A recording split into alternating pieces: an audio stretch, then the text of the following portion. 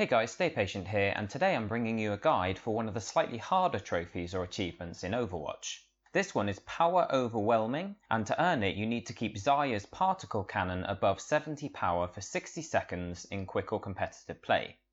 To show you how to do this trophy, we first need to explain how Zarya's passive energy ability works.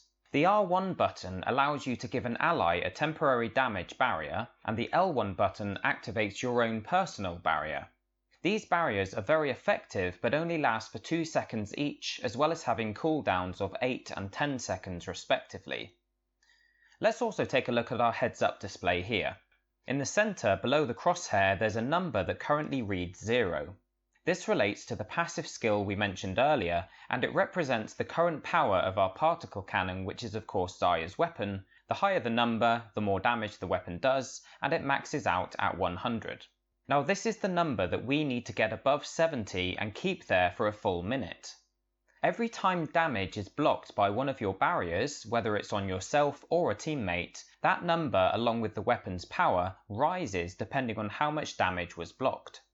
Let's see that in action before we watch the trophy being earned.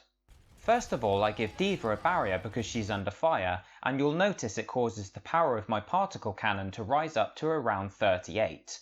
Then I walk into the line of fire myself and activate my own barrier, which takes it up to 51, and finally I give D.Va another barrier just as she boosts into where all the enemies are located, and the power level shoots right up to 92 because of all the damage D.Va was taking as she rushed into the objective. You'll also notice of course that the number drops slowly over time. Just out of interest as well, you get to see here how powerful the weapon is at full charge.